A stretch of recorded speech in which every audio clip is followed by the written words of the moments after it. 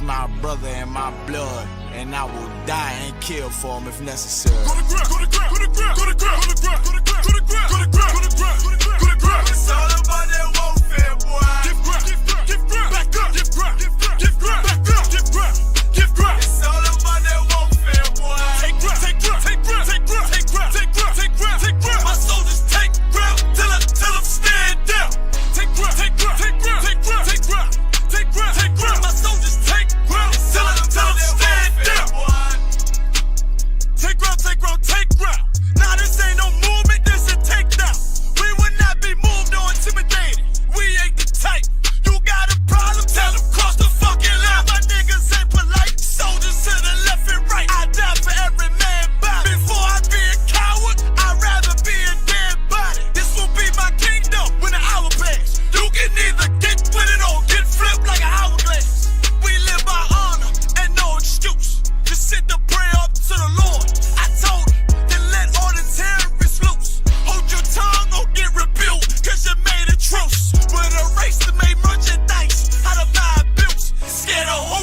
You got your gun, then pull it. Me and my niggas start to argue, it's about who gon' bite the bullet. It gon' take round, take round, take round. Opponents better move slow. Attack dog for this truth. Nigga, cool yo. Go to ground, go to ground, go to ground, go to ground, go to ground, go to ground, go to ground, go to ground, go to ground, go to ground, go to ground. It's all about that warfare, boy. Give ground, give ground, back up, give ground, give ground, back up, give ground, give ground. It's all about that warfare, boy. Take ground, take ground, take ground, take ground, take ground, take ground, take ground, take ground. My soldiers take ground till them stand down.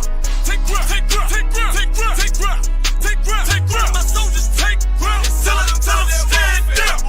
Oh, thought you could cross us with no consequence, but you will pay dearly. You should've used your common sense. My zeal lit, that mean you could never prevail. Hey, where the truth sit, hey, when warriors dwell. Be wise with them weapons, cause I promise. My nine just like my wife, she concealed, she modest. I know two things, a robber will not prosper. And any man harm me and my aunt, I'm gon' meet the doctor. Cause this life is warfare, it's not an easy walk. Been watching my people die so you can miss me with that love talk. My UPK soldiers, any man try to cross your path, make him regret it. What that mean? Fall on his ass. Comparing me to you really ain't no contest. Long live one West. Say what? Long live one West. This for those who thinking we ain't ready for. Tell them back up, I'm about to drop something heavy for. Go to ground, go to ground, go to ground, go to ground, go to ground, go to ground, go to ground, go to ground, go to ground, go to ground. It's all about that warfare, boy. Give ground, give ground, back up, give ground, give ground, back up, give ground, give ground. It's all about that warfare, boy. Take ground, take ground, take ground, take ground, take ground, take ground, take ground, take ground. My soldiers take ground till them stand down. Take ground, take ground, take ground, take ground, take ground, take ground, take ground. My soldiers take ground till them stand down.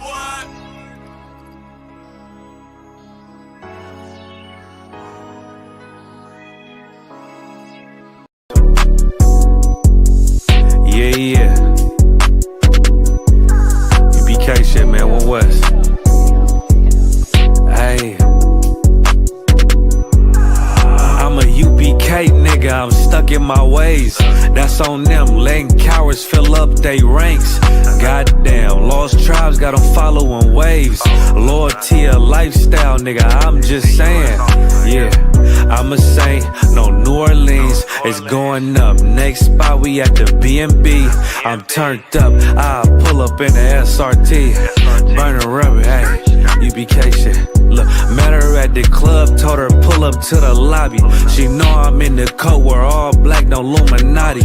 This my other half shit, I can't move without it. These my motherfucking brothers, yeah, what I'm gonna do without them, yeah. If it's beef, I can't wait to sink my teeth in. Niggas going overboard, they off the deep end. Why you tripping off that hoe? That's some weak shit. Told him put me in the game cause I love defense. Yeah, put me in the game, coach. Fuck you thought, he let his colors fly. He ain't cut, we cut him off. Yeah, bounce out, let my fringes swing. Yeah, I'm a dog, and she say she find me interesting. Yeah, want me to call, put me in the game, coach. Fuck you thought, ayy, let his colors fly. He ain't cut, we cut him off. Ayy, bounce out, let my fringes swing. Yeah, I'm a dog, ayy, she say she find me interesting. Yeah, want me to call? I ain't gotta settle, I got options, ma. No, I stand on business, my name not Tazar. I'll pop you with this pocket rock.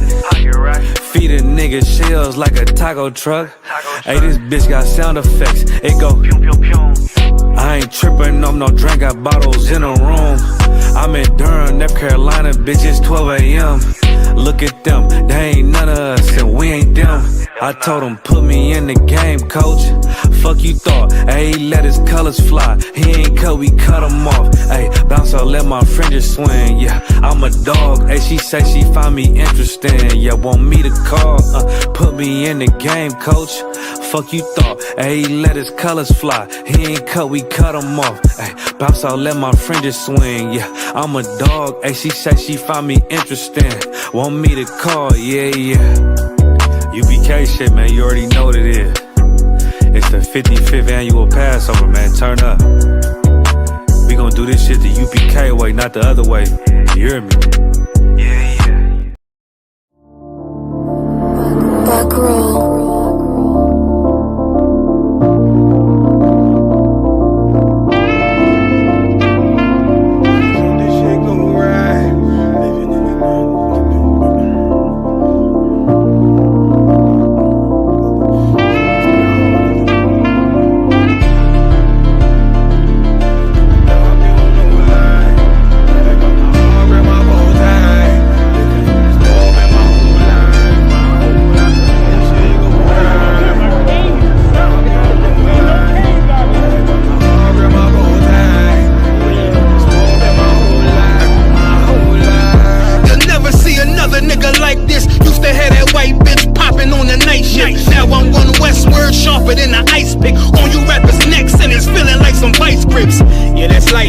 Send my bro a kite quick. Ties of war, we ain't forget about you. Keep your light lit. Rappers can't see, most of them scared to witness. Go and close your eyes, there's one right here for the trenches. Bad bitches, natural hair or extensions. Hood niggas that'll probably grip like some dentures. Brothers on them fences, 23 and 1 out. Praying that that commissary hit before it run out. Riches on the gram, dog filter with their tongue out. Couldn't stay home because they found the dugout. Closed casket, burner in the low jacket. My co-captain, riding on these whole rappers, my hoes fabulous. Now I don't mean that derogatory, but I'm a player and there's no my women riding for me. I avoided Maury, I got 2 jets. If I can't make it through for them, then I'm useless. Sit down that roof, Chris, with a couple bosses. After the war, just to count our losses. It's not many. You see a smile on my face, but I'm not friendly. Going on my waist, sipping white Henny. I just hope this shit go right. Living in the dark, you don't know light. Gotta got my heart with my bow tie. Waiting on this war in my whole life. I just hope this shit go right. Living in the dark, you don't know life. Gotta got my heart with my bow tie. Living in this war in my whole life. My whole life. It's so melodic. When I be dropping this ebonics, this ghetto phonics, it got me on the level supersonic. My bomb atomic, and you know where you can find me. Somewhere probably folding this paper origami. My name is pure as the Sani. My wave is like a tsunami. I went from 0 to 100, feeling like Ricky Bobby. I made a deal with the Reaper. Got a couple wives, they some keepers. Talk a lot of shit, but you can't walk a mile in my sneakers. Bitches go to Miami, come home and change features. Now she got a BBL, her ass fatter. Trying to show up all them niggas that laughed at her. Now when they see her, they only wanna fuck her. They just wanna touch her, they don't wanna cuff her. They just wanna come and kick it with her like a punter. Turned her to a runner, now it's all aboard the train. Fenty on her face, but it's not concealing the pain, it's a shame. So I'm in the hood like some rap snacks. I know niggas kill you and your mama for a scat pack. Dark tint, matte black, they do it for half that. Had you like 90s Missy in a fucking trash bag. I'm from Philly, we don't do bank accounts, just cash app. I spit a verse and I just watch the time slow. This that God flow, this that shit that rappers die for. This that uncut Taha Wall straight from Pablo Escobar. I be at the bar like Moscato. They think it's effort, but no, this that block work. Make the countermeasures, take pleasures, making an op hurt. Light is in the sky, cause every verse is a concert. My mind work at speed y'all can't fathom. Listen to the words of a champion. It can, the streets need another anthem. I just hope this shit go right. Living in the dark, you don't know light. Gotta got my heart with my boy.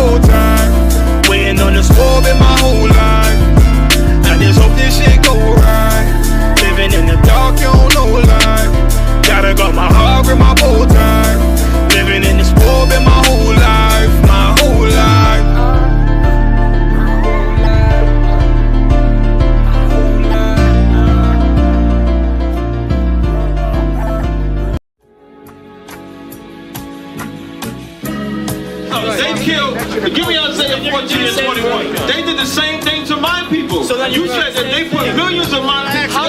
Yes, you said.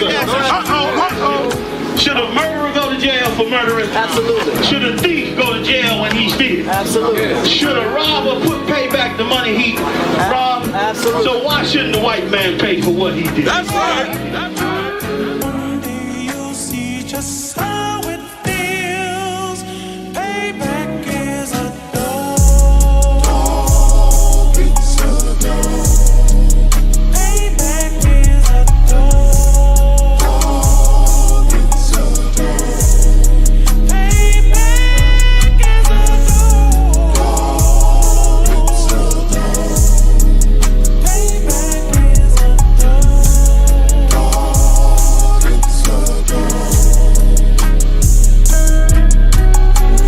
I'm in a hell of a hole, was never expected to grow.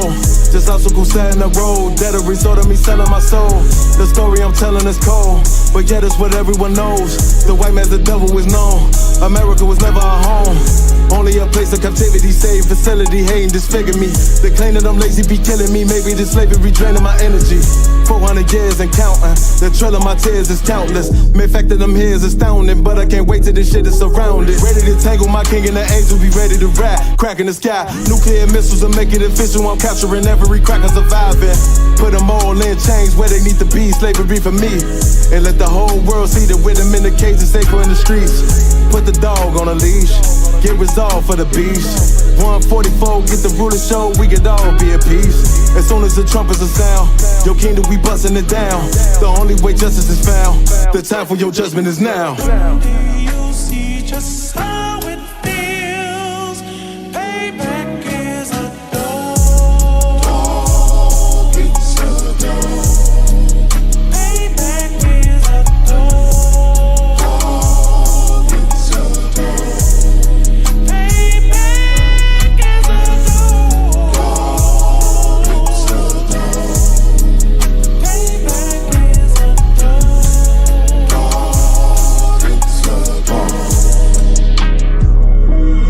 Look, ain't no remorse in my blood, Slim. It won't be no compromise. Now it's time to feed the worms. Watch his body turn to flies. I clutch iron while you trust the lies.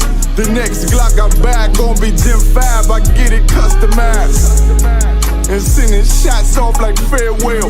Praying payback come back around like a carousel. Still remember your Honda's words ringing in my head like bells. Said you in this body, you fit the Lord, fuck the cartel. Triangle choke, apply pressure to the game like I did Vondale. Payback's a bitch in a dress, she a bombshell. Revenge is served cold, I just hope they making oxtail. Glock fresh out the box, I swear it got that new car smell. Made myself a target in a world of mad shooters. That was designed fire for our babies to pass through. In the day of our king's reign, I'll be overzealous. They bought my jealous, I bought brand new parabellums. Someday you'll see just how it feels. Payback is a dog. It's a dog. Payback is a dog. It's a dog. Payback is a dog. It's a dog. Payback is a dog. It's a dog.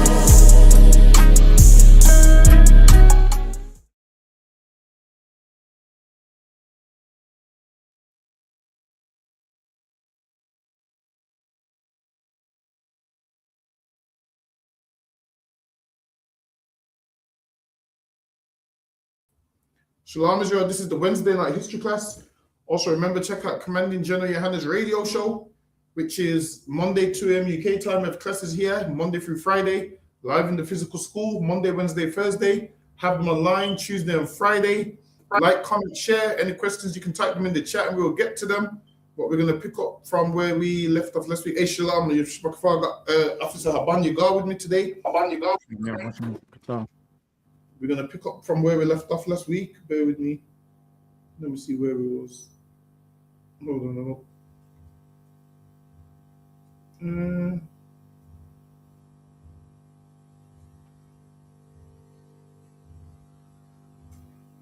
No, we passed this. I think it was here. Hold on. Trickle Woodson. Bear with me. Is this where it was? Yes, Lucky, go ahead. One cancer. Something known as collective learning. Why does this matter? If there is a limit to how much one can invent, a species more or less stay the same for thousands of years until biological evolution changes them. Even with tool use, they are still stuck in the slow process of natural selection. In order to raise complexity, however, if a species like Homo erectus could improve on existing technologies by tinkering with them and with no major genetic change or evolution, and also spread out from their traditional habits across the world, this is the sign of something new. It means this species was no longer dependent on biological evolution or the cruel Darwin world to increase its complexity. We have made the first tentative steps into the cultural realm where the complexity generating process of the collective learning blaze along at a faster speed than biological evolution, like express highways built atop older winding roads. So now they talk about this thing called collective learning, and they believe that one species evolved from another. Like, they don't believe it was the same species that, over time just learned new things. They make it like, yep, you evolved from this to this. So they believe that you evolved. One day you was as ancestor of a chimpanzee. You both have the same ancestor, and they believe that the chimpanzees went one way and we went the other way, and we evolved and they didn't. So to cover their back, they'll tell you that you have a common. They won't tell you that you come from a chimpanzee, but they will tell you that you have a common ancestor to a chimpanzee, which, based off the Bible, we know is a lie. Go ahead. And collective learning had only just begun to evolve. A trickle would soon become a flood. Yes, Lucky, go ahead. From Homo erectus to Homo sapiens. So now it went from Homo erectus to Homo sapiens. So they say that Homo just means human. So they say that Homo is a term for human, basically. So Lucky, go ahead. Homo erectus showed the first signs of collective learning 1.5 million years ago. These people wouldn't have called themselves these things. So all these terms that you see that these scientific terms that they use, the people wouldn't have called themselves those things back in the days. So one man wouldn't have said I'm a Homo erectus, or another man wouldn't have said I'm a Homo sapien.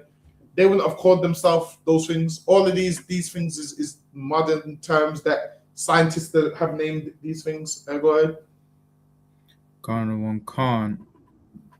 It was a very humble start. Homo erectus took tens of thousands of years to make moderate improvements to their stone axes. Well, now they're saying that in the beginning, these people wasn't privy to certain things, and then over time they developed. First they used to bang a rock, and then they're saying they began to make axes out of stone and start banging the axe and hammers and so forth. So now that's how they're saying they started to get into like the Stone Age and so forth. Go ahead. Nevertheless, collective learning had appeared in evolutionary repertoire, provided natural selection considered collective learning useful to survive. The skill would only grow more powerful with each new species. See, and they say the skill would grow more powerful with each new species, whereas it's not a new species. Man just learned how to do certain things. It's kind of like now, once upon a time, there was, horse and carriage. Now there's cars. It don't mean we're a new species because we learned certain things, but that's what they put it down to. Yeah, man evolved into a new species. It's not that. Man just evolves over time from one day it will be horse and carriage. Next couple of years, a man would learn how to create an engine. We use engines now. That's Lucky, go ahead. Homo antecessors evolved 1.2 million years ago and moved into Europe in large numbers. So now they're saying that they moved into Europe. So now this is what they say. They say there was a split in the species. So they would tell you that the Neanderthals moved into Europe, into colder areas. They would say that they moved into colder areas and more watery areas, and then they would tell you that everybody else stayed in Africa. Then they would say that the Neanderthals and the Homo sapiens or whatever met each other and started to interbreeding, and then the Neanderthals ended up not existing no more. This is what they will tell you. Slacky, go ahead. Khan in large numbers, requiring innovation to deal with the frigid and foreign environments there. They were about the same size in terms of height and body weight as Homo sapiens, but they had slightly smaller brains and much more limited form of language. Now they're saying they had smaller brains and limited form of language, but they wouldn't know this. You know why? Because who was even around back then to know how they would speak or what they would say? They wouldn't know. Like when you look at anthropologists and archaeology, you don't know what language that archaeologist spoke. All you're seeing is bones and skulls and whatnot. So a lot of the stuff that they say is down to interpretation. Is how they interpret certain things. So go ahead. Khan. Homo heidelbergensis evolved about 700,000 years ago in So now Africa. give these wild numbers, but even they will tell you these numbers are subject to change as more evidence comes out and as they get more stuff to test things. So you'll see that them numbers will drop dramatically eventually. Now they're saying 700,000 years. Soon you'll see that once they find more stuff, them years will drop. Once they can accurately test data and so forth, they'll see that them years is slashed by way more than half. That's lucky. Go ahead. Khan. In Africa and slowly spread over Europe and West Asia, they had even larger brains which could fall roughly on the low end of the human average. It is likely they had a fairly acute sense of being able to distinguish sounds in speech, like modern humans, and a pretty intricate form of communication.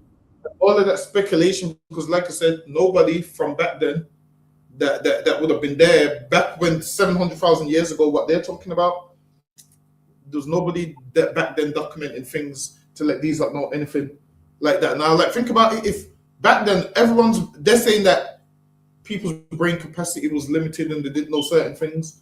So if everyone's brain is limited, you sure ain't gonna have no records from 700,000 years ago. Everyone's brain is limited. If man didn't write and all of these things like what they say, you're not gonna have no documentation to let you that tells you what they could and couldn't do. So, like I said, a lot of it is speculation. So, go ahead. Khan. The Neanderthals appeared approximately 400,000 years ago and had brain sizes that.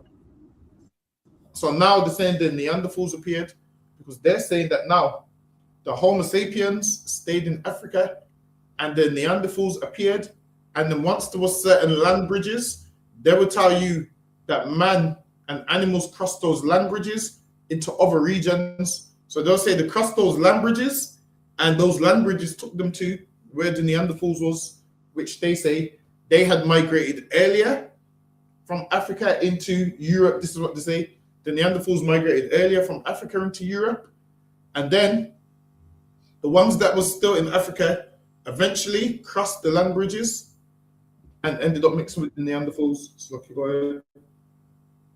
Khan had brain sizes that rivaled that of modern humans, though they appeared to have had limited capacity for abstract thought, contemplating and communicating things that aren't actually there. Homo antecessor, They say this like they would know, because if this is 400,000 years ago, how do you know what limited capacity they have? Because when you're finding bones and skulls, the skulls don't let you know what capacity they have. Now they would say, oh, we know this from the brain size and from this and from that. That's lucky. Go ahead. Khan. Homo antecessor, Homo hybrigenis, and the Neanderthals all show clear signs of collective learning. they presided over the first systemized and regular use of fire in heat. So now they will tell you that Neanderthals are the first ones that started cooking meat, or the first ones that started to use fire. So now they're moving up to a more modern time. They'll say the Neanderthals was the first one that used fire and so forth. Yeah, go ahead. Khan. The first blade tools, the earliest wooden spears. They say that they used tools, the earliest wooden spears, and the earliest use of composite tools. Go ahead. Khan. Use of composite tools where stone was fastened to wood. Homo heidelbergensis became the first hominin to colonize all of Eurasia. Neanderthals even adapted to climes that made So now they clothing. say that Neanderthals was the first to make clothes because of the climate that they was living in. So back then they say that they moved around the Ice Age when it was a lot colder, when England had mammoths and so forth. So they say that Europe was a lot closer. They say back then there was a bridge called the Duggan Bridge, apparently, where you could walk from England to Europe. But then because of the rise in the water temperature, the sea rising, then a lot of those things is underwater, they say.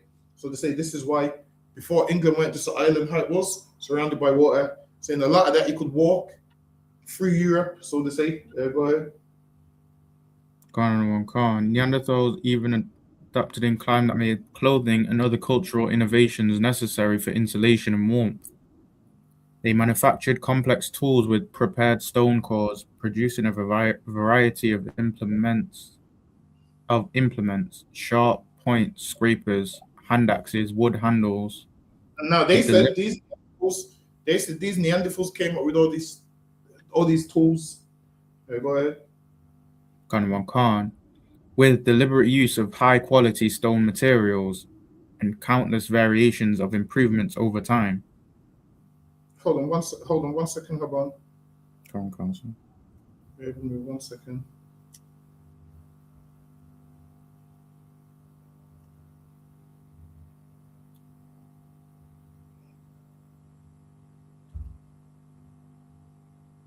Bear with me.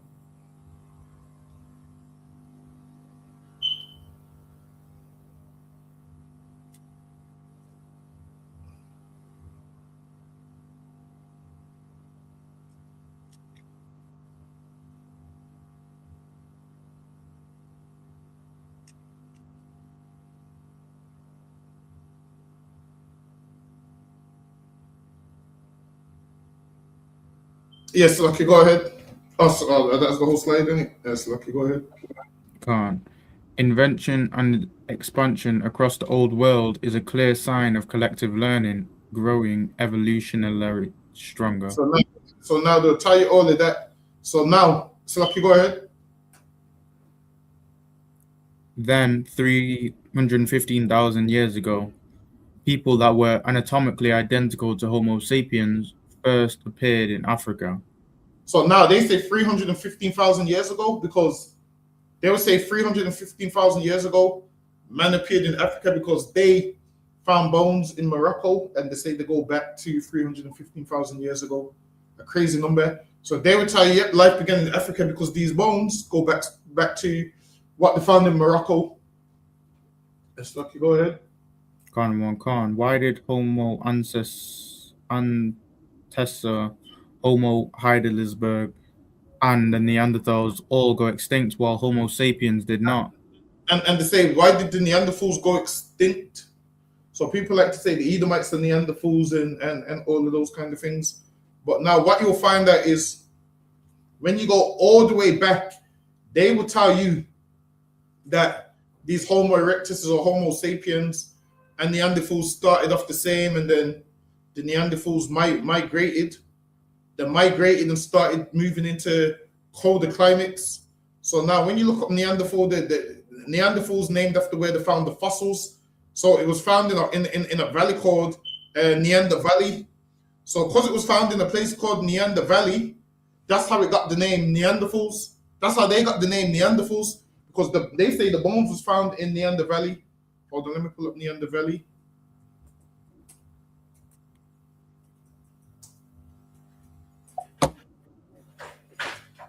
Bear with me.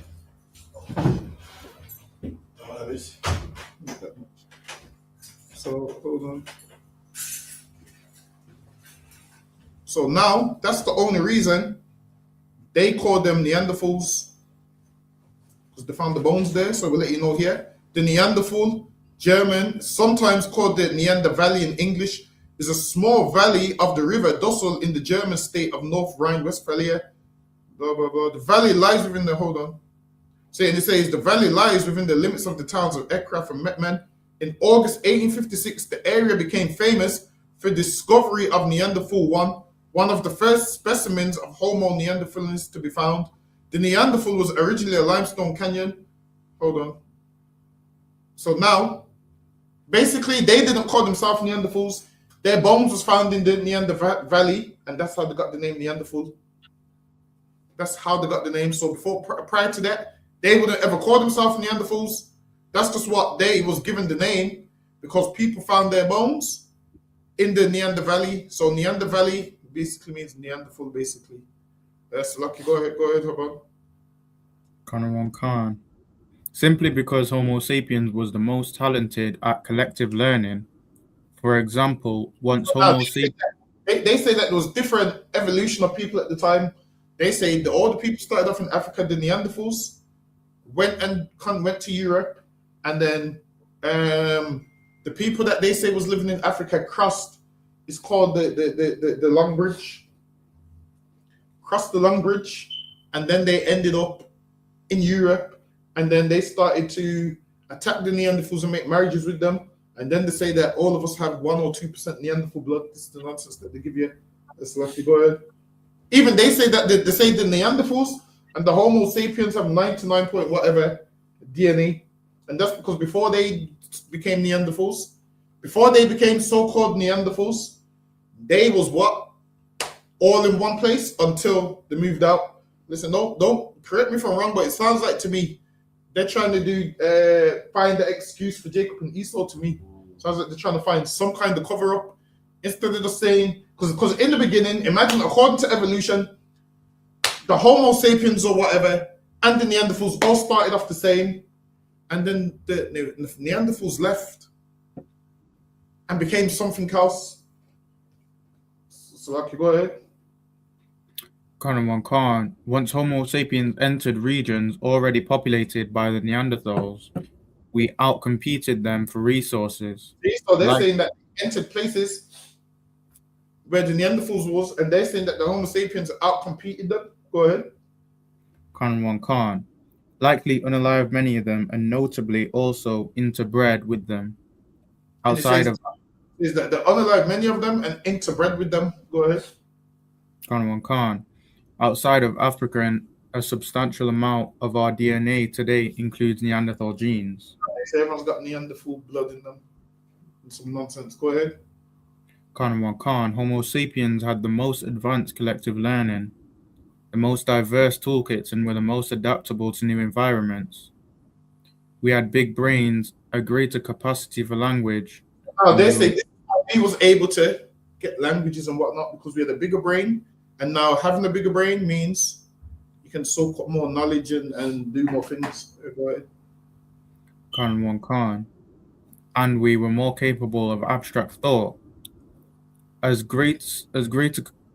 evidenced by the fact that we alone painted cave art, used body paints, and played music, wore decorative jewelry, and demonstrated symbolic thinking. All of these traits complemented our capacity for collective learning as we built up huge knowledge bases about how to forage and survive in the hostile environments of the hunting and so forth. So they say man was a hunter and so forth. Go ahead. In the hostile environments of the Paleolithic world. Collective learning. No strict to this one, so go ahead. Khan. As we shall see, much of the story of human history is the intensification of both population numbers and connectivity. and the resulting acceleration. Look at how little humans have changed biologically over the past 10,000 or even 100,000. They say that humans ain't changed, and what they put it down to is they look at old bones and they say that, oh well, these bones are 175,000 years old and the structure hasn't changed. Go ahead. Khan. But consider how vastly our lifestyles have shifted in the same space of time. Everything is accelerating. How do we assign a date for a start of Homo sapiens? First, there are Homo remains discovered in East Africa between. So now saying there's more remains they discovered. So they discovered these bones and remains, but who even knows if what they discovered is real? Because like we went over last week, those people that was making fake bones and trying to put a year on how long those bones have been there, and all of those kind of things. So yeah, you don't even know if you don't even want to give these things too much mind. So okay, go ahead. Khan. Between 1967 and 1974. Radiometric dating puts the oldest of these remains of anatomically identical Homo sapiens at 195,000 to 200,000 years old. So now they're saying these bones is 195,000 to 200,000 years old, which I doubt it's even true, because if you know anything about when people get buried, listen, them bones, them bones don't last that long, man. Those decay quick. So these are saying 200,000 years. Doesn't make no sense. Listen, I'm telling you, all of this stuff right here. Go to your great granddad's grave and see what's in there, man. Ain't gonna be nothing in there. So okay, go ahead. Khan. Then in 2017, we discovered more Homo sapiens remains in Morocco. Well, now this is where they say the oldest bones was found in Morocco. So that's why they would tell you life began in Africa. But if they found bones older than these ones in Morocco, then they would change it and tell you that, okay, life began here. So wherever they find these old bones, they would tell you, all right, life began there. Because these are the oldest bones that they found, that's why they always say man started in Africa, life began in Africa, because blah, blah, blah. So okay, go ahead. Khan. So currently, 315,000 years old is the best supported start date for our species. So now they go back. The earliest bones they have of mankind, they say, is 315,000 years old. That's what they say. Go ahead. Khan. But this number could grow larger in the coming years if new discoveries are made. See, so you could use that as the hill you're gonna die on. Like, yo, man began in Africa 315,000 years old, and then you could just get some new discoveries tomorrow. When we got bones which is 316,000 years old, which is 1,000 years older than the ones that we found before. So now it's all subject to change according to them. All of these things is subject to change. What don't change is the word of the Lord. That's don't right. Change. These archaeologists and the change all the time. Yes, Lucky, go ahead. Khan. It is unlikely Homo sapiens underwent a rapid genetic change subsequent to 315,000 years ago that significantly enhanced its intellectual or capacity for collective learning. They were using decorative beads in Africa prior to the Second Great Migration 64,000 years ago. Mining for new materials 100,000 years ago, fishing 120,000 years ago, and using body paints around 300,000 years ago. So we'll be operating on the assumption that the anatomically identical Homo sapiens started around 315,000 years ago, with only minor genetic changes. Minor genetic changes, go ahead. Such as skin color, hair color, eye color, and much later lactose intolerance and varying tolerances for alcohol. In the subsequent millennia, but no changes was so profound that it required classification as a different species or subspecies. Stone Age humans. We now properly enter the realm of human history For the majority of human history, an estimated 95 to 98.5% of our entire existence, we dwelled in small groups or of foragers, ranging across the earth, hunting, gathering food.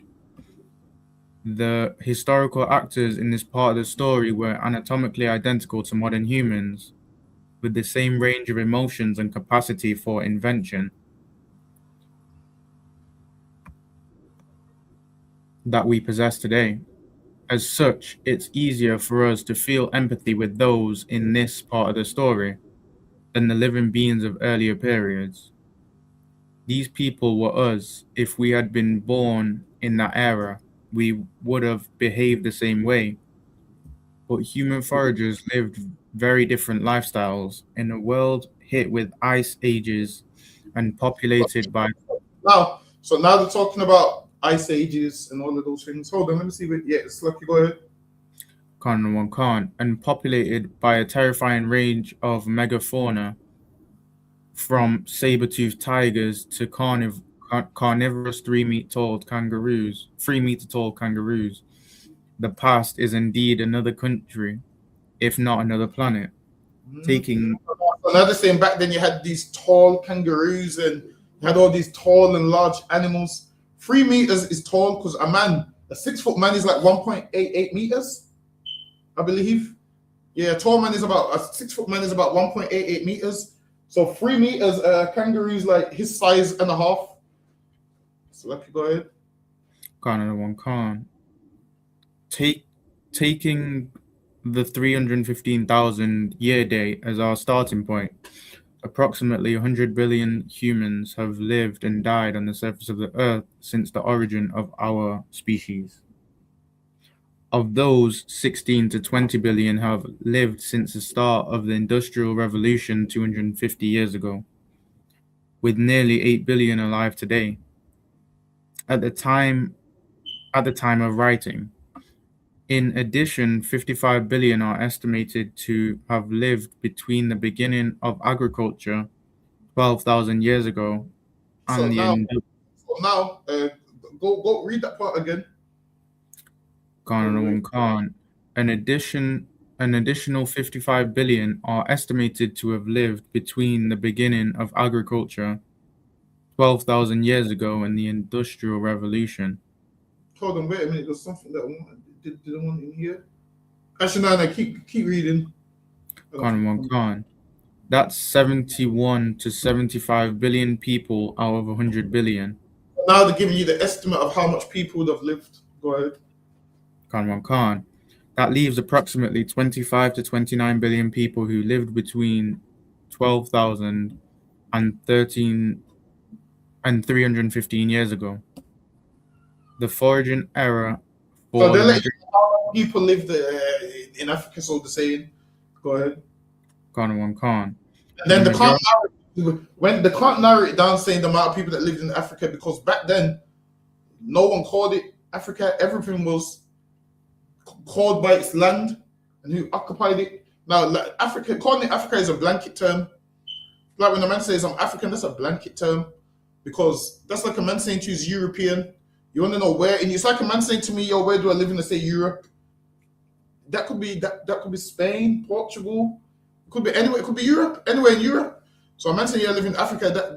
Like, what's the location? Listen, a man don't say I'm catching a flight to Africa, because there's so much countries in Africa where if you say to a pilot, yeah, drop me off in Africa, he's going to say to you, yo, there's about 50-something countries here, man. Which country do you want to be dropped off in? Say that again. Oh, okay, go ahead, Oban. Khan. For the majority of that time, most humans lived in Africa, and only in the past 64,000 to 100,000 years have a substantial number of humans lived in the rest of the world. We know that the Earth can only support about 6 to 8 million foragers living in any given time. So they said most people lived in Africa, then after that they started branching out. Let me get the next slide. So Lucky, go ahead. Khan, the overwhelming majority of the Paleolithic our numbers were a lot fewer than 500,000. Biologically and instinctually speaking, humans are best suited to the foraging lifestyle. It is what we were wired for. All the vast changes of the past 12,000 years since the invention of agriculture have not left enough time for us to evolve. Everyone was foraging, and then 12,000 years ago they came up with agriculture, where you start planting food and whatnot. Go ahead. And one can't to evolve and catch up. In short, we are cavemen in fancy shoes. That's the white man that is. He's a caveman. He's trying to say that's us. That's not us. That's him. That's him. Haban, do you want to know do you want to know how we know that's him? Because when we go back into the scriptures, Adam was the father of agriculture, man. And that's what they're basically saying here. What they're basically saying here is before agriculture, everybody was living how they wanted to live, foraging, eating, whatever. And then agriculture came up. And you know what else is crazy? Adam's like the father of agriculture. And guess where agriculture started? In the Middle East, man. That's right. They will tell you that it started in the Middle East. We're going to get into it in a minute. They'll tell you how it started around the same rivers where Adam was placed. The white man even called the Middle East, agriculture around the Garden of Eden. He even knows it. But obviously they're trying to not link Adam to agriculture. Because what they was doing all this foraging until the Lord told Adam, do this, do that, do this, do that. So they was the cavemen in fancy shoes, man. But us lucky, go ahead. Come on, Ice Ages. The past 2.5 million years have seen numerous waves of cooling and heating, with long glacial periods, ice ages, interspread with so-called interglacial periods, such as the one now. So now we're talking about the ice age and the glacier periods and the ice sheets. So now, once upon a time, they say man could walk across them bridges to other European countries. Hold on, there was a bridge that they say is sunk underwater now. It's called. Hold on, let me see if we can pull it up. Mm-hmm.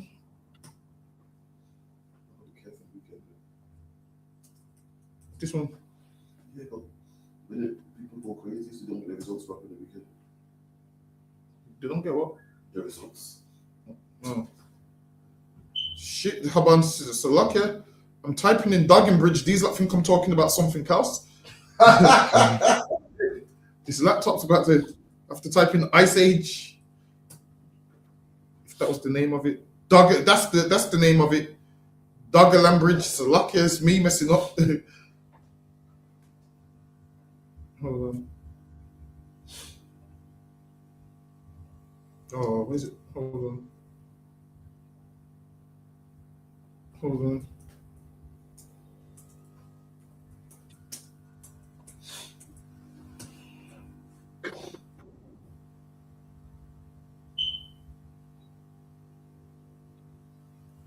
All right, so now, hold on, let me just pull up. Let me share my screen. So this right here, it says Doggerland was a large area of land in northern Europe, now submerged beneath the southern North Sea. This region was repeatedly exposed at various times during the Pleistocene epoch due to the lowering of sea levels during glacial periods. However, the term Doggerland is generally specifically used for the region during the early Holocene following the glacier retreat at the end of the last glacier period. The exposed land area of Doggerland stretched across the region between what is now the east coast of Great Britain, northern France, Belgium, the Netherlands, northwestern Germany, and the Danish peninsula of Jutland. Between 10,000 and 7,000 years ago, Doggerland was inundated by rising sea levels, disintegrating initially into a series of low-lying islands before submerging completely.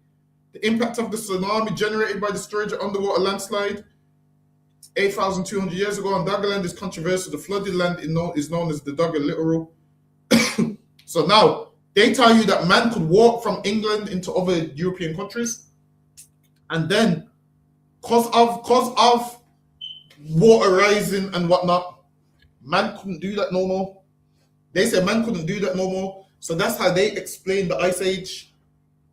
When really, could it be that the Lord flooded the earth and that's why you can't walk to certain regions, man? Could it be the Lord flooded the earth and that's why you can't walk to certain regions? But it's lucky. Go ahead, Haban. Khan. There have been 2 or 3 ice ages since Homo sapiens evolved in Africa 15,000 years ago. During an ice age, large parts of North America, Europe, and Asia were covered in ice sheets. The average now they say that that's how animals was able to travel to certain places because they say it was low sea levels. So imagine like there's low water that you can walk through. They say once upon a time there was low water that you could walk through, and now they're saying you no longer can. That's what they're basically saying because they let the sea rise, and that's why there's oceans and seas to why lands is separated. Because they was like, why would England be an island on its own? They was like, England wasn't an island originally.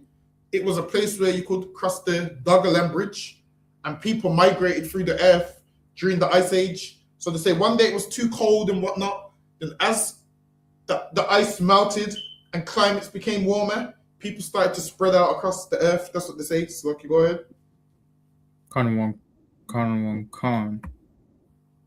The average global temperature drops previously lush climates in other regions of the world, such as Africa, dry out, and the sea level drops.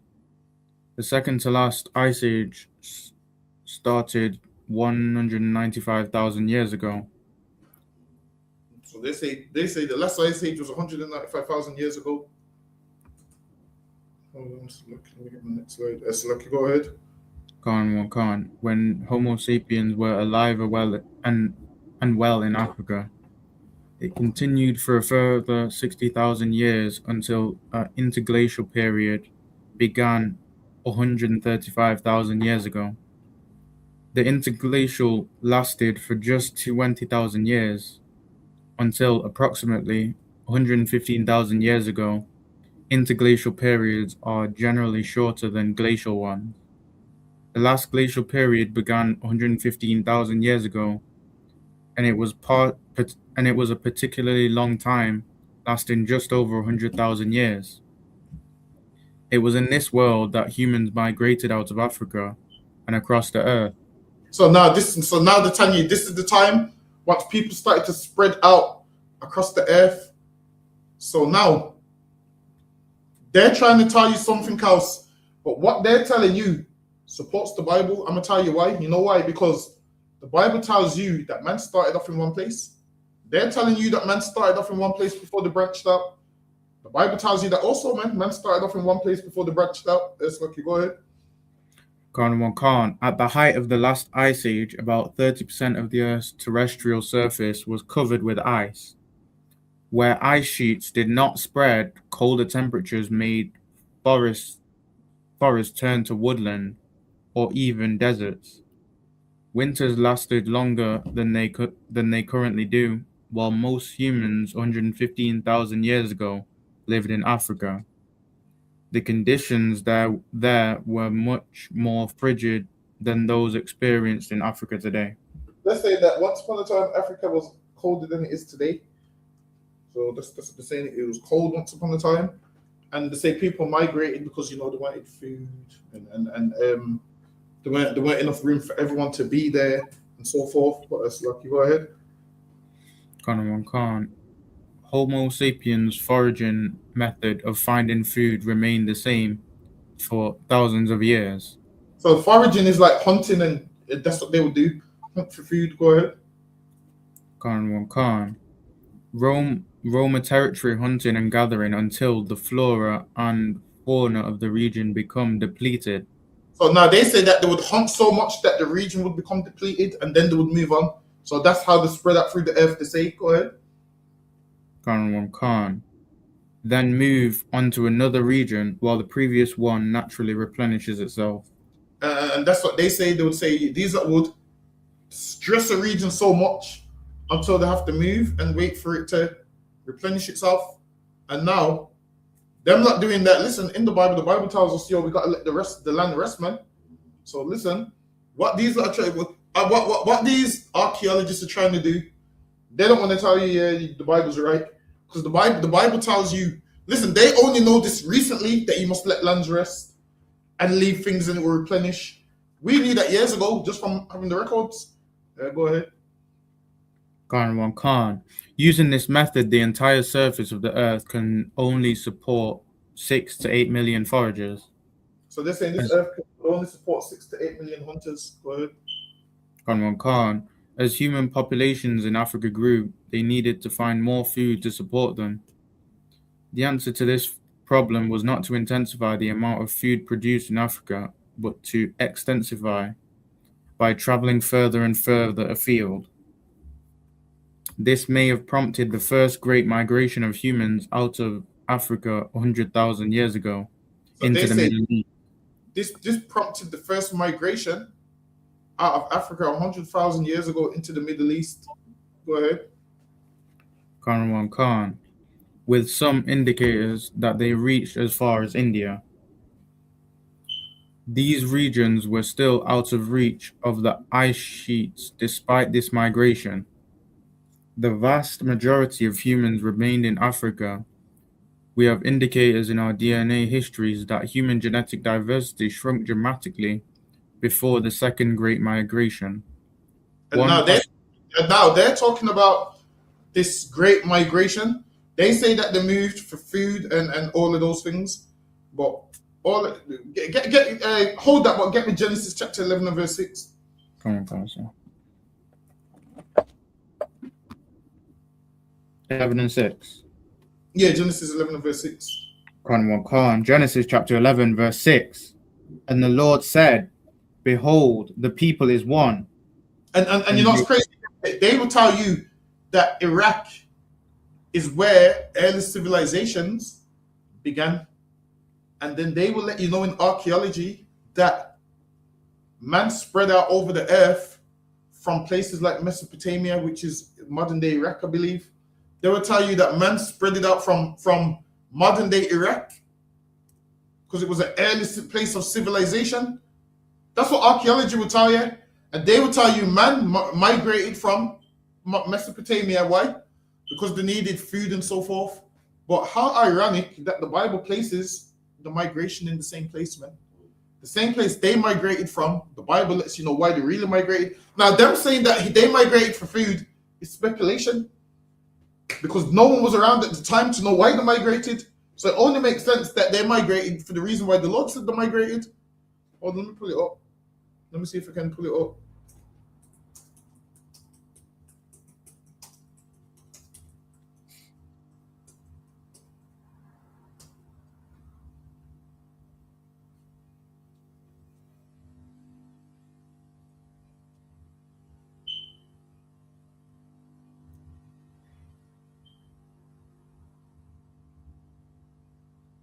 Hold on.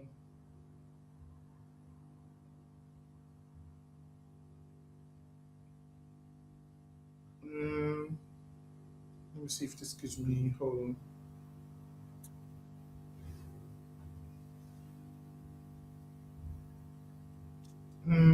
Hold on.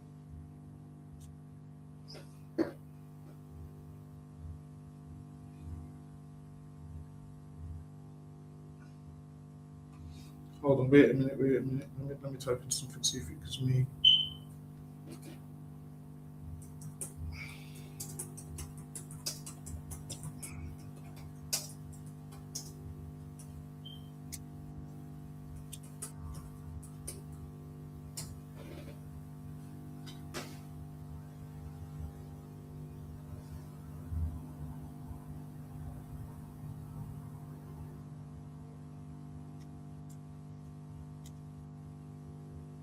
Nah, this ain't giving me. But they will let you know certain early civilizations migrated from Mesopotamia, which is modern day Iraq, which is where Babylon was. That's lucky. Go ahead, Haban.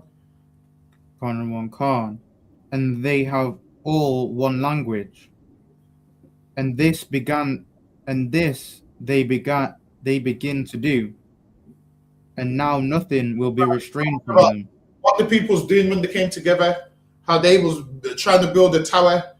They was all joining together in wickedness and trying to have one world order.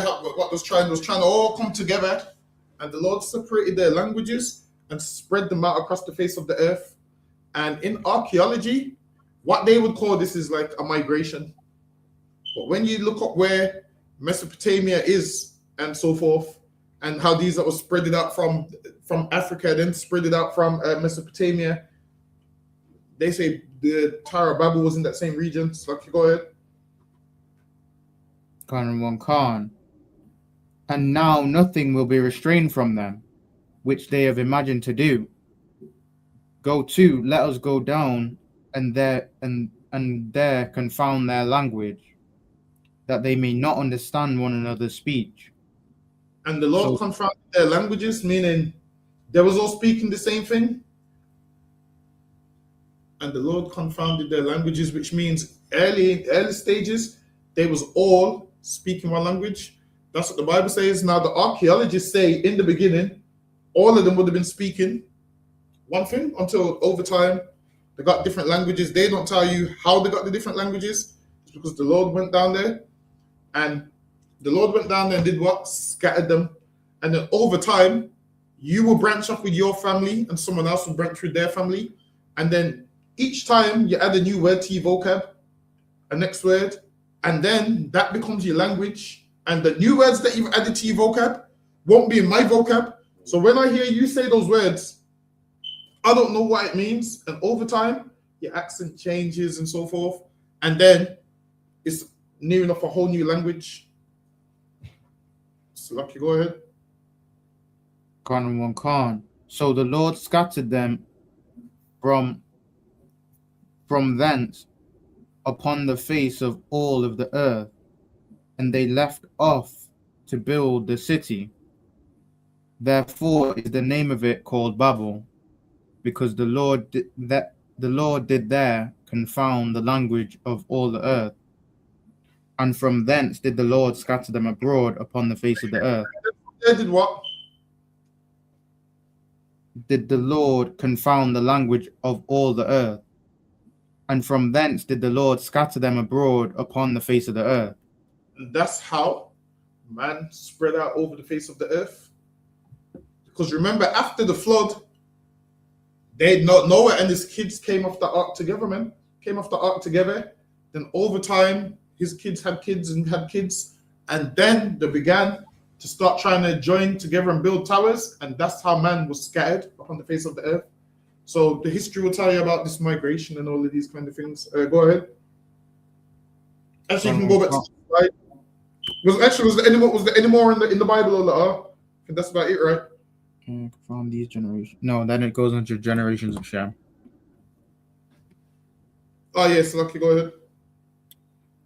Khan. One possible explanation is the super volcanic eruption that occurred during this period at Mount Toba 74,000 years ago, in the middle of the island of Sumatra, in present-day Indonesia, was a volcano. Where this volcano once stood, there is now a lake, or rather a crater.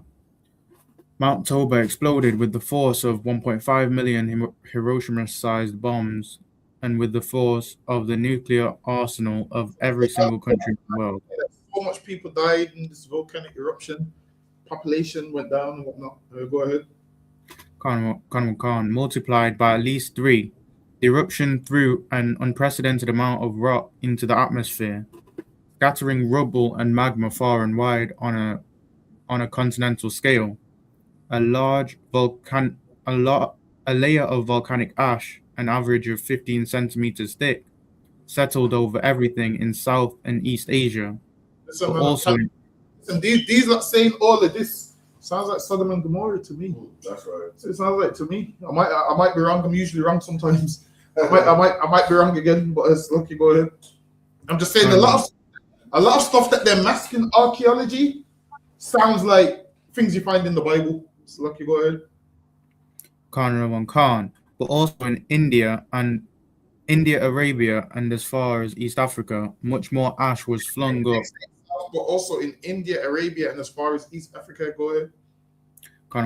Much more ash was flung up into the atmosphere, darkening the skies and obstructing the sunlight in an era already beset by an ice age. What followed may have been a decade of perpetual winter for the entire globe. It may have well reduced the population to 10,000 people, or even as few as 3,000 in the past decade. They're saying it reduced the population. That's what they're saying. So look, you go ahead. The Toba hypothesis has been disputed by several scientists. I am still waiting for an alternative explanation for the bottleneck that is evident in our DNA. Hold on for the second edition. Regardless, the genetic bottleneck tells us something very important about race. In a nutshell, humans today came from at most 10,000 people only a few tens of thousands of years ago. That is not enough time for significant genetic differences to occur between ethnicities. In fact, compared to other primates, modern humans today have extremely low amount of genetic diversity. There is more genetic diversity between two groups of chimps separated by a few hundred miles than in the entire human race. We are not exactly an inbred species, but are pretty damn closely related. So now they're saying that we closely related and blah blah blah. Listen, they'll be trying to say we're related to chimpanzees because they can't work out how man got here, so they can only look back and say the Big Bang, and we must have come from animals, and over time we evolved into what we are today. So instead of them just saying God exists, they have to give you this whole story. So, you know, like horses can breed a zebra. They're close. If we're close to chimpanzees, how come people can't breed a chimpanzee? Also, this is what these are saying. They say, back then, our original ancestor both died. So they say that our original ancestor was here. Humans went that way. Chimps went that way. So they're saying that we're related, but we're not completely related to where we can interbreed. Some nonsense like that. The horse and the zebra, their ancestor like it. The donkey as well. Yeah. But they're saying our ancestor. So that's what evolutionists will say to you. Because we will say to them, well, if we come from chimpanzees, why don't we evolve today? And they will say, no, we're not from chimpanzees. We had the same ancestor, and both of us came from the ancestor. And they stayed chimpanzees, and we stayed what we are today. But we come from the ancestor. Like horse and zebras are like one ancestor, so they can breed. Like a dog can breed other dogs. Exactly, we should be able to. How come we can't breed chimps? Exactly, and they say that because we have 97% DNA, we're meant to have 99 to make it work. So that's the nonsense they'll give you. That our DNA is only 97%, whatnot. Yes, like go ahead, Oban. That's the end of that one. The Second Great Migration. By 64,000 years ago, we headed out of Africa for a second time. Humans spread from Africa through the Middle East down to India. They spread from Africa through the Middle East. Go ahead. Down to India and Indochina within just a few thousand years. By approximately 60,000 years ago, humans had figured out how to use the land bridge that existed. This slide I wanted. It says they fled from Africa through the Middle East. So then they will tell you that there was in the Middle East, and they had civilizations, like they had civilizations which is like Iraq and all of those places, and then they tell you the spread from there through the land bridges, and the land bridges a place when the water was low. So that's how they started going to Europe and all these other countries. So now, when they're talking about the Middle East, we know there was a migration because we know man spread out over the earth. They just give you the migration in a roundabout way. That's lucky. Go ahead. Humans had figured out how to use the land bridge that existed in Indonesia at the time, due to the lower sea levels from the Ice Age, to make their way by foot and by rafting into Australia. So they said they went by foot and rafting. Go ahead. Stone Age seafaring is no easy task. The entry of humans into Australia is foraging equivalent of landing on the moon. Humans gradually spread across Australia over the next 20,000 years. Even crazy years. Go ahead. Heading into Tasmania by by 400,000 years ago via another land bridge. So now they'll tell you about all these land bridges. So they'll tell you, oh, there was less water and people could walk and forage and travel, and they moved across and set up families there. Go ahead. Khan. Stone Age seafaring is no easy task. The entry of humans into Australia is the equivalent of landing on the moon. Humans gradually spread across Australia over the next 20,000 years, heading to Tasmania by 40,000 years ago via another land bridge. Also around 40,000 years ago, humans went north into colder climates, crossed the Caucasus Mountains, and entered Russia. Listen, man, they know how the white man got to Russia, man. They know that part, but they'll lie to you. They'll lie to you. Listen, man, you headed into the north, into the colder climates, and you crossed the Caucasus Mountains and entered Russia. That's how the Jewish man ended up in the regions, man. So, go ahead. Khan, quickly making their way into Europe from the east. Most impressively, humans continued to spread into increasingly colder climates. So now they're saying this is how they got into these colder climates. Go ahead. Khan. And colder climates, and were in Ice Age Siberia by at least 20,000 years ago. Considered the survival skills necessary in such an environment, the entry of the human into the Americas requires a more searching statement. Go ahead. We are less sure of how people got there. It seems clear that humans would have crossed the Bering Strait. See, and that's why fake Israelites say, "Oh, those people, the North American Indians are from Siberia because they crossed the Bering Strait." Here they said they don't know how they would have got there, but in the book of Ezra, I can show you how they would have got there. Where is it now? Second Ezra. Hold on, where am I going to find that one?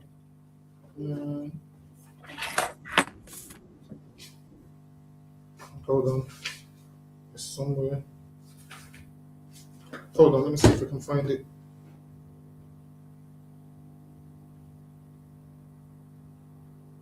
Thirteen, 45. It's like, how about get me second Ezra, chapter 13 and verse 45. Khan, second Ezra, chapter 13. So now they said they didn't know how they would have got there, but they said they would have crossed the Bering Strait. But the reason they would say that is because obviously archaeologists doesn't believe in miracles and so forth. So they have to find the most practical way outside of theology. So they don't believe in theology. So now, if you give them something biblical, to them, they're like, nah, we can't put that in a archaeology form. So they look for the most closest way it could have happened and give their commentary. So now that's why they say, yeah, they would have crossed the Bering Strait, because the archaeologist is not going to say the Lord held back the waters. Archaeologists are going to say that. That's from a spiritual theologist view, but from an archaeologist view, they're not going to say that. So, okay, go ahead. Khan, second Ezra, chapter 13, verse 45. For through that country there was a great way to go, namely, way to go. So for them to get to the Americas was a great way to go. Go ahead. Khan, namely of a year and a half, and the same region is called Arsareth. And it says the same region. Go ahead. Then dwelt they until the latter time, and now when they shall begin to come, the highest shall stay in the springs of the streams again. Hold on, you might have missed some. There's a part where it says it held back the flood. Probably go up 2 verses. Khan. And they entered into Euphrates by the narrow passage of the river. One more verse. Khan, verse 42. That they might keep their statutes, which they never... Up again. 41. But they took counsel among themselves that they would leave the multitude of the heathen and go forward. Amongst themselves, I said, yo, we're tired of these Assyrians, man. We're tired of them. I said, yo, we're gonna go somewhere where no one's dwelt, and we're gonna keep our laws there. Go ahead. Khan, and go forth into a further country. And they went for a further country. Go ahead. Where never mankind dwelt. They went to a further country where never mankind dwelt.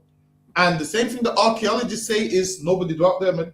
But they just can't work out how the people got there. They said they must have crossed the Bering Strait. But the Bible says otherwise. Lucky, go ahead. Khan, that they might there keep their statutes. And which they never, they're going to keep their own statutes, go ahead. Which they never kept in their own land. And they entered into Euphrates by the narrow passage of the river.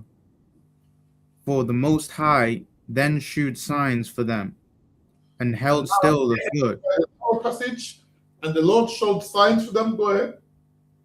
And held still the flood till they were passed over. Held still the flood. Go ahead. Till they were passed over. For through that country there was a great way to go. Namely, that way to go, the Lord held that back so they could get there. That's how they got there. But archaeologists don't understand how they got there, so they was like, oh, yeah, they must have crossed the Bering Strait. So go ahead. Khan. For through that country there was a great way to go, namely of a year and a half. Listen, a year and a half's a long time, you know. A year and a half, you know. Listen, we on the plane for 8 hours and we upset. We upset, and we on the plane for a year and a half. No, we on the plane for 8 hours. So imagine traveling for a year and a half. Khan. And the same region is called Arsareth. Then dwelt they there until the latter time. And now when they shall begin to come, the higher shall stay the springs of the stream again, that they may go through. Therefore sawest thou the multitude with peace. You can drop that. Take me back to the slide goes on. Khan. It seems clear that humans would have crossed the Bering Strait, which was then yet another land bridge. See, so now they say they crossed the Bering Strait, a land. They say it seems they would have. The reason they say that is because the carnal, they're not spiritual, so they don't know about the Lord holding back the floods because they don't know nothing about Ezra. In their mind, the simple way is must have crossed the Bering Strait. That's what they would say. So a man that don't understand the Bible and ain't spiritual, obviously an archaeologist ain't gonna say, oh yeah, the Lord held the floods back for them. They're not gonna say that. They're just going by archaeology. So they ain't gonna say, yep, they went there this way. They're just finding, let's say for instance, if I seen a car on a roof, I'm gonna believe a crane pull it on there or something. I'm saying, yeah, well, a man must have put it on a crane and pull it on there. I'm not gonna say, yeah, Superman. I'm not gonna say, yeah, Superman picked it up and put it on there. I'm not gonna say that. So that's the reason why they ain't using the same thing as the Bible. They're just going by what's logical to them. So Lucky, go ahead. Khan. Between Siberia and Alaska, between 20,000 and 15,000 years ago, perhaps following herds of animals they hunted. And now they say that they crossed the Bering Strait following herds of animals that they hunted. Go ahead. Khan. But during the Ice Age, there were huge ice sheets that would have prevented humans from traveling beyond Alaska. They're saying there was huge ice sheets that would have traveled that would have prevented humans from traveling beyond Alaska. That's Lucky. Go ahead. Khan. Then between 15,000 and 12,000 years ago, as ice sheets retreated, a passage may have opened up for foragers to travel through, moving south through the Americas. So now they say ice sheets may have retreated, and there would have been a passage for people to get through the Americas. Go ahead. This is all hypothesis, by the way. Khan. Another hypothesis is that humans may have bypassed ice sheets by slowly rafting down the Pacific coast, or it may have been. Now they're still trying to work out how they got there. They're saying maybe the bypass ice sheets and all of those things. Go ahead. Khan. Or it may have been a mixture of the two. Either way, Homo sapiens became the first and only species of our genus to inhabit the Americas. Read that one more time. Homo sapiens became the first and only species of our genus to inhabit the Americas. The same thing that Ezra said. No man ever dwelt there. These archaeologists are saying the same thing, man. When you actually understand parts of evolution, they actually support the Bible unknowingly. Unknowingly, they support the Bible. In Ezra's, hold on, get that for me one more time when it says no mankind never dwelt there. Get that for me one more time. What's the scripture again? 13 and 40, no man dwelt there. Yeah, see if you can find that one for me.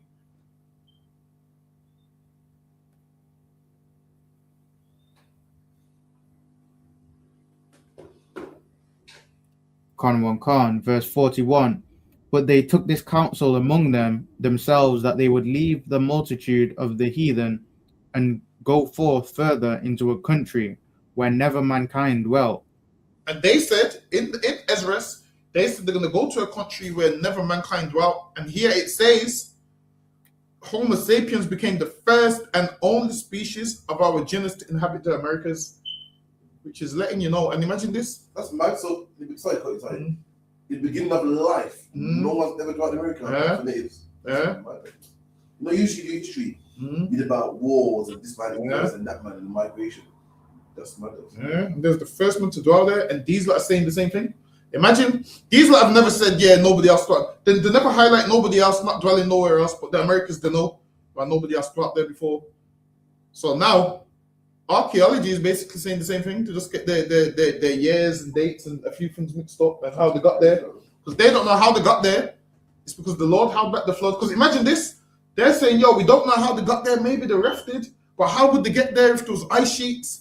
The way they got there, the Lord held back the flood. Because even they know, from a normal point of view, they can't get there with them ice sheets there.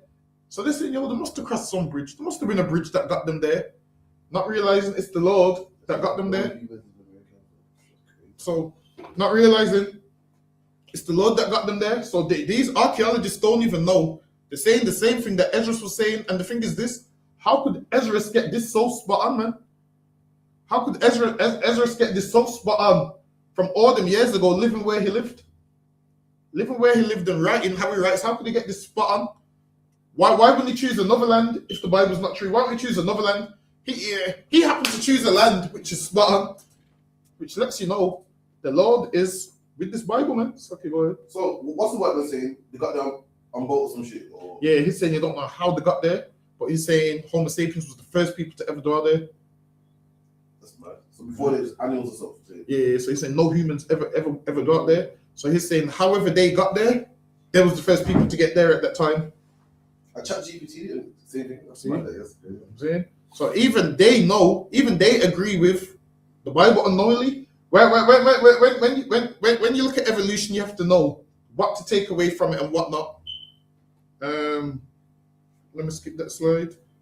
Lucky, go ahead, Haban. Khan, old-fashioned wiring. Humans were extremely well attuned to life as foragers, having existed in that state for 315,000 years, and having evolved from previous hominins that also foraged for their existence.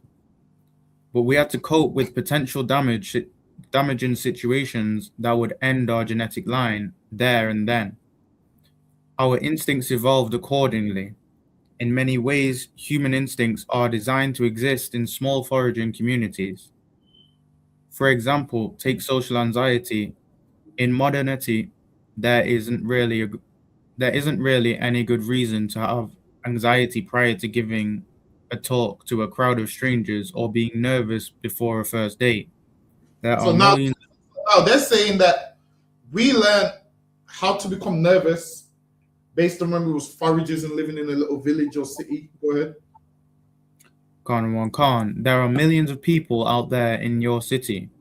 You can humiliate yourself in front of hundreds of audience members or potential mates and still go out there the next day and try. Now they're saying this is how we learn instincts. Go ahead. Khan, and still go out the next day and try again with a different group. This was not the case for foragers in the Paleolithic. A group of humans might be a few dozen in number, and you would spend your entire life with them. If you made a fool of yourself in front of a large crowd of people, you might be socially ostracized. So now they're saying if you made this fool of yourself, so they're saying back then that's how they learned shame. But when you read the Bible, we learned shame the same way. You could be ostracized from your people for doing something wrong, man. If you're homosexual, you kicked out from amongst us. We learn shame from these laws of God, man. We learn what we can and can't do. Go ahead. Can't, which would reduce your access to food and mates. Or and now, in our laws, it's the same thing. If you're kicked out, you ain't getting no food from us, man. You can't get no food from us. You're wandering around, living. You're wandering around, living, doing whatever you want to do. Go ahead. Can't, or you might be thrown out of the group altogether if they disliked you enough. If you made a fool of yourself in front of a prospective mate, they might tell the others, and your DNA would be rudely ejected from the gene pool forever. You'd be kicked out, and now they said back then. Imagine this. They said back then, if you made a fool out of yourself, you'd be kicked out of the gene pool forever. We kick you out, man. You do the wrong thing. You get cast out. You do the wrong thing. It sounds like these people here understand a little bit of how man lived back then. They're making out like, yeah, this was ages ago and whatnot. We live that way till this day. If you've got a cousin or a family member that does something wrong, they're kicked out, man. How about get me Genesis chapter 4 and verse 19? Come on, sir. Genesis 4 and 19, he said. You don't even need that yet. But now, if you live like that, you was kicked out. Now here, they're talking about, this is how man lived back. That's how we learn shame and whatnot. Listen, man, we learned these things because the Lord gave us laws, and whoever didn't abide by that law was cast out. That's how we learned it. Don't let them lie to you and make out, yes, because man, blah, blah, blah, blah, blah. Man without the laws of God don't care what you do. Man without the laws of God don't care about what you do. Slucky, go ahead. Can't. Genesis chapter 4, verse 9. Read the slide, I'll get that one after if I need it. Can't, sir. Or you might be thrown on. Okay. In fact, this sort of danger within a small, close-knit social hierarchy goes back at least as far as our last common ancestors with chimpanzees. See, now they're trying to say this goes back to chimpanzees. No, it doesn't, man. Chimpanzees don't care what you do. I've never seen a chimpanzee kick another chimpanzee out for doing something heinous, man. I ain't seen it. Animals don't have that kind of mind frame that we do. They don't have that what we do. So let you go ahead. Can't. 5 million years ago. In that context, it makes sound evolutionary sense to have an instinct that agitates humans in social situations. Much of our instincts have evolved in a similar way, and many of them are ill-suited to modernity. So now, they're trying to say that, way back then, when we was chimpanzees, this is how we learned it, because if you weren't doing certain things, you was kicked out. Nah, man, we learned that from God. That's right. Because outside of the Bible, people don't have no shame. You only know what's embarrassing in life is once you came into the truth, man. Once you came into the truth, that's how you know what's embarrassing in life. Hold on one second, let me see. Let me see what the next slide is. Hold on. Let me see if I need this one.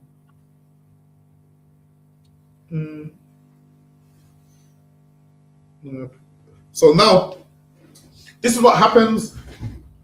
We learn. Hold on, let me get one of them. Let me get one of them scriptures that I'm talking about. Hold on.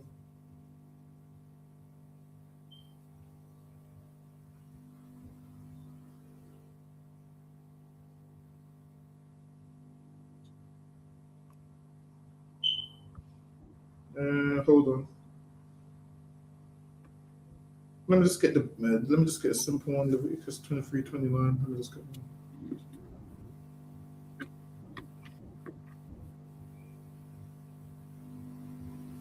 Let me get Leviticus chapter 23, verse 29.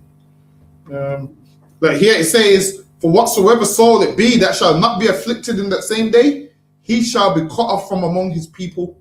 That's how we learned shame, man. We was like, I can't do that because if I do that, I'm going to be cut off from amongst my people. That's what we knew. We knew, damn, we can't do that because we're going to get cut off from amongst our people. That's what we knew. Like what it is, people always want to discredit the Bible. And people that do evolution, they all want to discredit the Bible. Well, if the Bible knows this, why don't the Bible say that? If the Bible does this, why don't they say that? People say things like, why ain't the Bronze Age and the Iron Age in the Bible? Why ain't those things in the Bible and whatnot? People say, well, if your Bible's so smart, why don't you know about the evolution of man and the Bronze Age and the Iron Age and whatnot? Well, let me get the next slide. Actually, Slakia, Haban, read what you got. Genesis. Yeah, go ahead. Genesis chapter 4, verse 19. Actually, you know what? Jump down to 22. 4, verse 22. And Zillah, she also bare to Baal-Cain an instructor. Instructor, go ahead. An instructor of every artificer in brass and iron. Brass and Iron Age is in the Bible, man. Tubal-Cain is the father of brass and iron, man. That's right. I guarantee you, none of you niggas knew the Iron Age was in the brass and the Iron Age was in. How about you didn't know brass and the Iron Age was in the Bible? That's what I'm saying. They don't know brass and the Iron Age is in the Bible.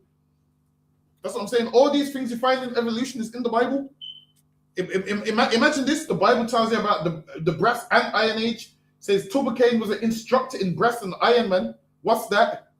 The Iron Age, brass, the Bronze Age. What's brass, bronze? The Bronze Age and the Iron Age is in the scriptures and people don't even know. Read that one more time. Khan. And Zillah, she also bare Tubal-Cain, an instructor of... And now, imagine this. The Bible, Genesis, actually gives you the genealogy. First man was foragers, hunters. Then after that, man started moving into agriculture. Then after that came the Bronze Age, the Iron Age, and the Stone Age. And the Bible's giving you in that correct order. Brass and iron. Not iron and brass. Exactly. The Bible's giving you all these things. How Tubal-Cain was the father of like instruments and brass and iron. Read that one more time for those that say the Bronze Age and the Iron Age ain't in the Bible. Go ahead. Khan, verse 22. And Zillah, she also bare Tubal-Cain, an instructor of every artificer in brass and iron. And now, from what I remember, the region where Tubal-Cain was living is where the Bronze Age and Iron Age, they say it kind of started around there, which is letting you know the Bible's facts, man. I'm telling you, whatever you want to find is in the Bible. I'm trying to tell you. That's lucky. Go ahead, Haban. Am I carrying on with the slides? Yeah, you can go back to the slide. I don't think there's any more on that scripture. Yeah, you can go back to the slide. Khan. After several tens of thousands of years of migration, humans had spread into every major world zone on Earth. Following the end of the last ice age, the world's foraging population reached its zenith at approximately 6 to 8 million people. The largest population was in Afro-Eurasia, with an estimated 5 million people, and followed by the Americas with an estimated 2 million people, and Australasia with 500,000 to 1 million people. Humans had yet settled in much of the Pacific Islands until between 4,000 and 800 years ago.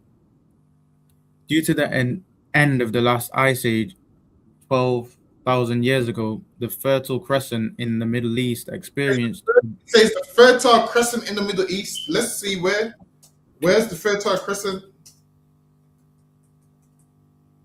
Let's see, where's the Fertile Crescent?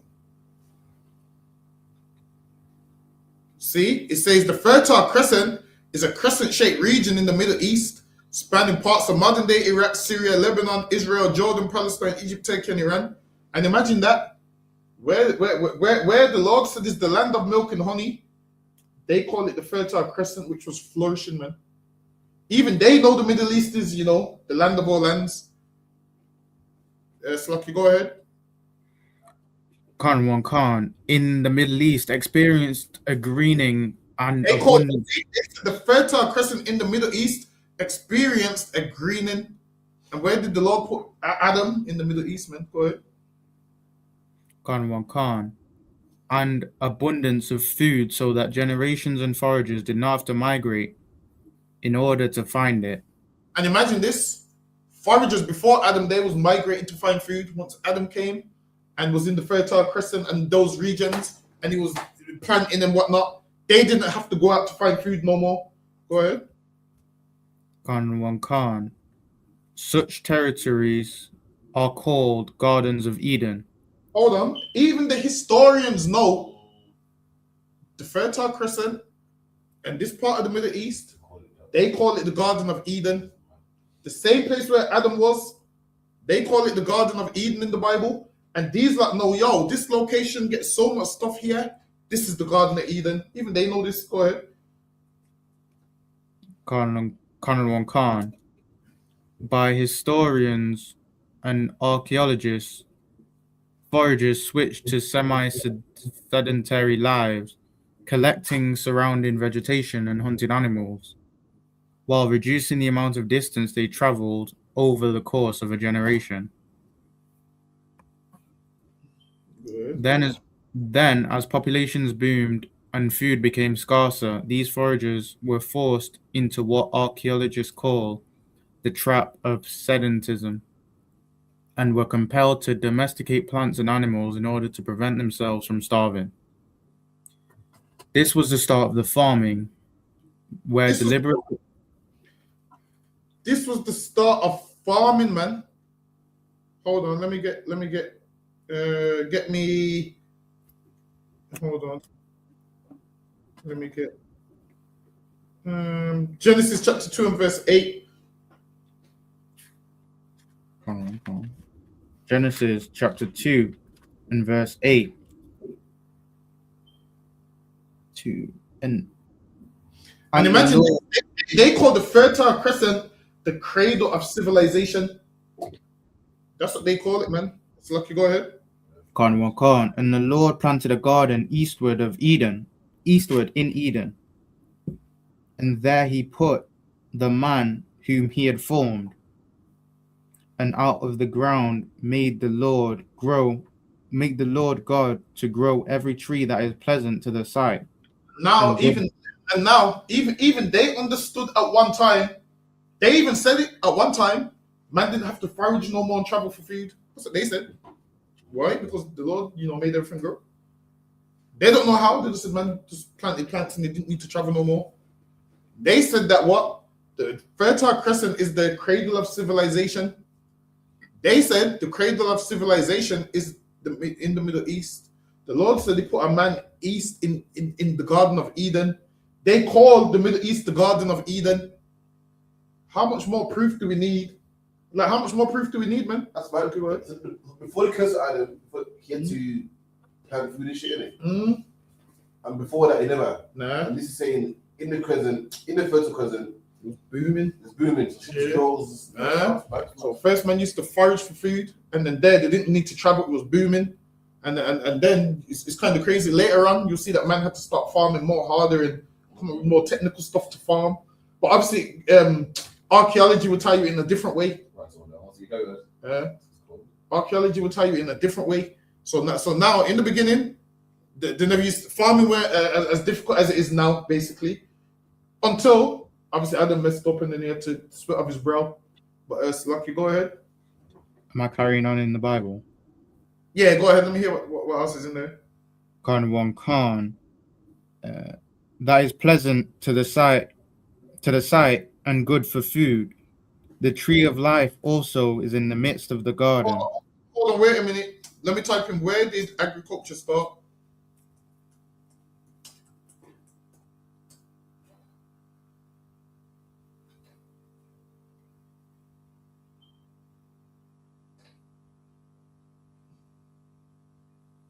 Hold on, wait a minute.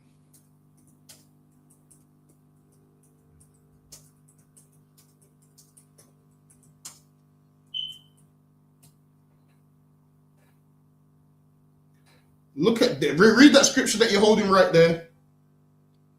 Quran, verse 9.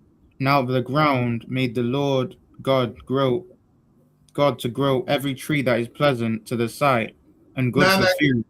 Take me back to, hold on, what's this one? Back to 8. Yeah, take me back to, hold on, wait a minute. I'm just trying to stop screen. Yeah, take me back to that verse that you got. Quran, Genesis chapter 2, verse 8. Go ahead.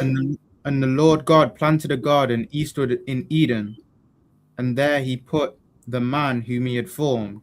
So now the Lord formed a man, and the Lord put this man in the garden to do agriculture. Now, when we look at this right here, agriculture originated in the Middle East, particularly in the Fertile Crescent, over 10,000 years ago, marking a pivotal moment in human history. The Fertile Crescent, the cradle of agriculture, the Fertile Crescent, which encompasses parts of modern-day Turkey, Iran, Iraq, Syria, and Lebanon, is widely recognized as the birthplace of agriculture. This region provided a unique combination of fertile soil, a temperate climate, and a variety of wild plants and animals suitable for domestication. And who gave the animals their names and whatnot? Listen, man. All of this is pointing to the Bible, man. All of this is pointing to the Bible. Hold on. The earliest evidence of agriculture dates back to around with fig trees cultivated in what is now Jordan. By 9000 BCE, wheat and goats were domesticated in the Levant, followed by peas and lentils. Olive trees were cultivated in the eastern Mediterranean. Animal domestication, cattle were first domesticated around 8500 from wild oxen in the Near East. Genetic studies suggest that all modern cattle are descended from a small number of these early domesticated animals. Listen, man, I'm trying to tell you, they even call Adam the father of civilization, man. Because imagine this. They say agriculture started in the Middle East. Read that scripture again where the Lord put Adam. Genesis 2, verse 8. And the Lord God planted a garden eastward in Eden, and there he put the man who he had formed. There he put the man who he had formed, man. Eastward in Eden, which we know is the Middle East. So go back to this slide and close up with this. This was the start of farming. This was the start of farming, man. Go ahead. Where deliberate cultivation of food resources supported larger populations in a great population density. The practice of agriculture spread into Egypt or independently conceived there, across the Middle East and gradually into Europe. See, and they know where agriculture started. So imagine this. When archaeologists and people try to downplay the Bible, the same thing that they're saying, I can show you in the Bible. I can show you the Bronze Age and Stone Age in the Bible. I can show you the father of the cradle of civilization and agriculture in the Bible. I can show you all these things in the Bible. Understand this, man. People that think we only read the Bible, we also read archaeology also. That's right. And we can show the Bible alongside archaeology, how everything lines up if you understand how to break things down. But with that, we open the times. Salakia, man, you can call it. We open the time. Man of Israel, I'm Madiam. Give one courteous salute to the teacher. I'm Madiam Shabbat. I'm Madiam Barak. Yahweh Shem Yahweh Yadi Matah Saul. Man of Israel, I'm Madiam Shabbat. I'm Madiam Barak. Yahweh Shema Yadi Matah. Dismiss. All right, Shalom Israel. We're here tomorrow. Scripture breakdown. Shalom Israel. Hey, shalom, all the brothers and sisters.